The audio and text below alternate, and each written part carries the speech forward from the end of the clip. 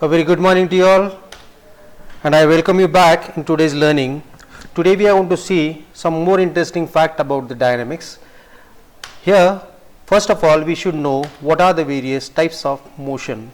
So basically, motion are been classified into two. First is a motion with uniform acceleration, and another is a motion with a variable acceleration. This type of acceleration we shall be observing in both type of the path traced by that particular particle or a body, and that path traced will be either rectilinear or a curvilinear. Rectilinear means the body which is performing its motion along a straight line, whereas in curvilinear the motion is along a curved path. So basically today we are going to focus more on motion with the uniform acceleration. There we can see the motion with uniform acceleration in horizontal direction or the motion in the vertical direction. And as far as the motion in vertical direction is concerned, mostly we shall be considering the motion under gravity or motion against gravity.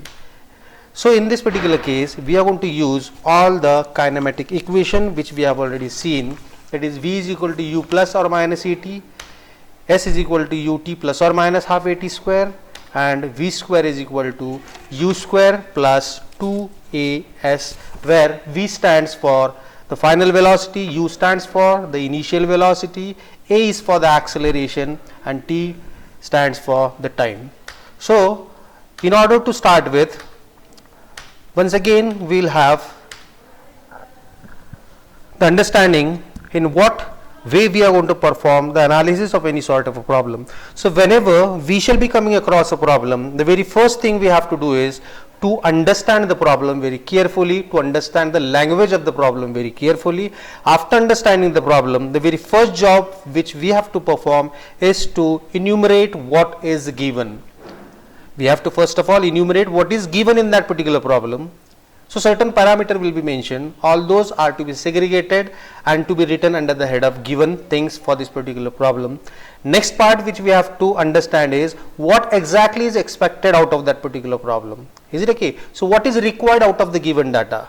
So after performing the analysis for the given data and required data, we are able to perform the further analysis in a perfect way. So now without wasting much of the time, let us start with the various numericals related on the uniform acceleration, and that too in a horizontal direction. So here comes the very first problem. It says a body is moving with a velocity of 2 meter per second. A body is moving with a velocity of 2 meter per second, but after 4 seconds the velocity of the body becomes 5 seconds. Is it okay? So first of all we have to understand there is a body. Is it okay? That body is moving initially with a velocity of 2 meter per second, but after 4 seconds what is happening? The velocity changes and moves to 5 meter per second. So in this given set of the problem, we got to find out the acceleration of the body. So let us have the analysis. Given initial velocity is V, U is equal to 2 meter per second. After 4 seconds final velocity will be 5 meter per second, and time of travel is equal to 4 seconds. Is it okay? So with this given set we are required to find out the acceleration of the body. So here we know all the various equations of kinematic motion. We are going to select a particular one which will be best suited for this particular problem, and that equation is V is equal to U plus AT. Here you can imagine what is given. So basically initial velocity is given, then what is required, what is given, final velocity and time. So here in this equation we come across final velocity, initial velocity as well as time, and required is the acceleration. So this is the best suited formulation for having the analysis of this problem, right? So let us substitute the values and analyze for the value of acceleration. A is equal to 0.75 meter per second square. So this is how we have to analyze the problems on this particular sort of the things. I hope you have understood this particular first problem. Let us now take the another problem. It says there is an automobile which accelerates from the rest to 90 km per hour in 28 seconds. Is it okay? So here comes the automobile at the initial time t is equal to 0 second. The automobile accelerates, means initial velocity is equal to again 0, and it accelerates up to 90 km per hour in 28 seconds. Is it okay? So after 28 seconds, the velocity is 90 km per hour. We got to find out the acceleration as well as the displacement during this time interval of 0 to 28 seconds, right? So, and also we got to find out the displacement. Fine. So given, what is given? As the automobile starts from rest, so initial velocity is equal to 0 meter per second. Final velocity is equal to 90 km per hour. That is to be converted into SI units. So final velocity 90 into 1000 divided by 60 into 60 meter per second, right? So that final velocity comes out to be 25 meter per second. After that, time of interval is given 28 seconds. Is it okay?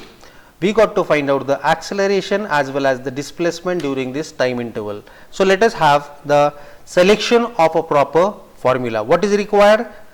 Acceleration as well as displacement. So using the kinematic equation of motion, and the first equation we are going to use it, v is equal to u plus at.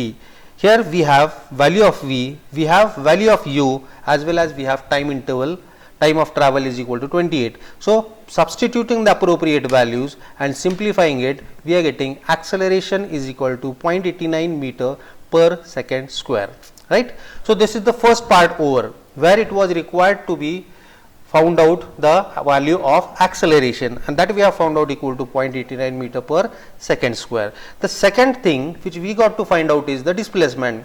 For that, we know the formula for displacement, s is equal to ut plus half at square. Substitute the values of initial velocity, time, acceleration, and simplify it. We got the displacement s is equal to 348.88 meter. So this is the way how we have found out the required parameter in this particular problem from the given sets of the input data, right? I hope you have understood this particular problem also. Let's take another example in which we are coming across a particular train which is running with a velocity of 90 km per hour when the brakes are to be applied. So we have a train which is located at point A. Initially, up to this particular point A, the train was moving with a velocity of 90 km per hour, and at point A he has to apply the brake so that it will be exactly stopping in front of the station. So when and how far the station should be, the brake be applied, giving constant retardation of 0.8 meter per second square, so that train stop exactly at the station. So I hope you have got the problem. So train is running at a velocity of 90 km per hour. It is expected that train has to stop exactly in front of this particular station. So it has been asked in the problem when and how. When is related to time and displacements, and where we have to apply the brakes, and when we apply the brake, obviously there shall be a retardation, and that particular constant retardation is given equal to 0.8 meter per second square. Is that okay? So I hope you have understood the problem. Let us understand it by certain animation. So this is what is the distance at which the train should stop, that is equal to s. Is it okay? Now here, whatever is given in the problem, the initial velocity is given equal to 90 km per hour. Obviously it is to be converted into SI unit. So initial velocity is 25 meter per second square. Constant retardation is given, that is acceleration is equal to minus 0.8 meter per second square. Is it okay? Distance from A to B, it is given equal to s meter. So once we enumerate what is given in the problem, we can have a best required formulation, and accordingly we shall be substituting the value and find out the required answer for that particular problem. So here v square is equal to u square plus 2as Is it okay? Where v is the final velocity, u is the initial velocity, a is the acceleration, and s is the displacement. So let's substitute all the values which are known to us. So final velocity, as the train comes to rest, so obviously the final velocity has to be equal to 0. Initial velocity is 25 meter per second square per second, and acceleration is a retardation, that's why it is minus. So here we get a value of s is equal to 390.6 meter, means after traveling a distance of 390.6, the train comes at a halt exactly in front of that particular railway station. Another formula which is required, that is v equal to u plus at.